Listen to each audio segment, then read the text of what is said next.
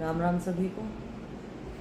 तो मैं आज एक ऐसी घटना पे वीडियो बनाने जा रही हूँ जो हमारे देश की राजधानी दिल्ली में घटित हुई है, जैसी कि 2012 में निर्भया के साथ घटित हुई थी। बहुत ही दर्दनाक और बहुत ही शर्मनाक। ये सिर्फ मेरे लिए शर्म की बात नहीं है, हमारे देश के हर जिम्मेदार नागरिक के लिए ये शर्म की बात है कि आज भी 2026 में जहां हमारे प्रधानमंत्री जी विकास का और आधुनिकता की बात करते हैं, वहाँ हमारी बेटियां, हमारी बहनें सेफ नहीं हैं, सुरक्षित नहीं महसूस करती महिला। क्यों?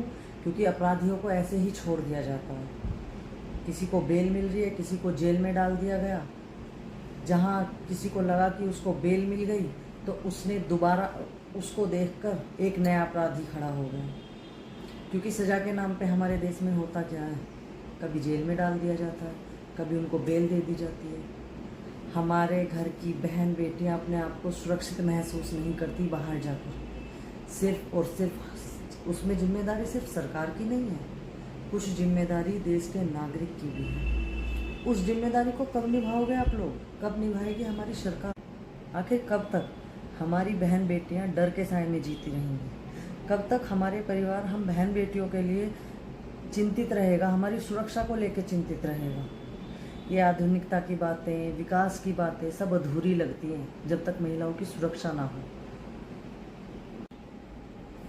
मैं किसी भी तरीके की नफरत या हिंसा को बढ़ावा नहीं दे रही, लेकिन हाँ ये ज़रूर कहूँगी कि कानून की तरफ से, कानून के तहत ऐसे दोषियों को, अपराधियों को सख्त से सख्त और जल्द से जल्द सजा मिलनी चाहिए, ताकि कोई दूसरा इस तरीके के अपराध करने से पहले 100 बार सोचे।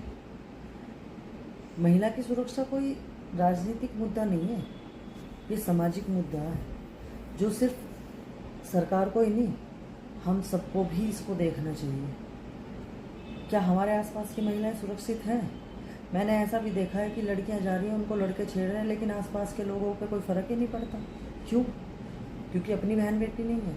क्या जब ही जागोगे जब अपनी खुद की बहन बेटी होंगी? तो मेरा सिर्फ आप सबसे यही निवेदन है, जाग जाओ।